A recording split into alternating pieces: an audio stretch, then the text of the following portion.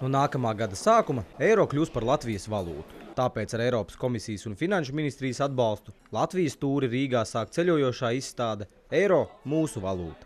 Izstādes atklāšana notika Latviešu biedrības namā un svinīgajā ceremonijā to atklāja ministru prezidents Valdis Dombrovskis, finanšu ministrs Andris Vilks un Eiropas ekonomisko un monetāro lietu un eiro komisārs Olī Rēns. Faktiski tā ir iespēja iedzīvotājiem būt labāk informētiem par to, kas ir eiro, un attiecīgi ar mazākām bažām un uztraukumiem sagaidīt nākošo gadu, kad eiro kļūs arī par mūsu ikdienu.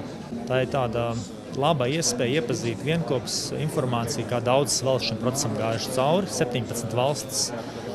Izstādē apkopot informāciju gan par citu valstu dalību eirozonā, gan arī konkrēti fakti par Latvijas pievienošanos eirozonai. Piemēram, iespējams klātienē apskatīt oriģinālu Latvijas eiro monētu. Noteikti interesanti bija daļa, kas ir saistīta ar bērnistabu.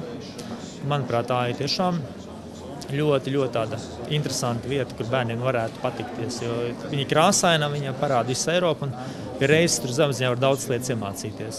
Es domāju, ka katrs cilvēks atradīs varbūt tos aspektus, kas katram ir interesantāki. Es domāju, viens no interesantākiem momentiem neapšaubām ir iespēja jau tagad redzēt Latvijas eiro monētas.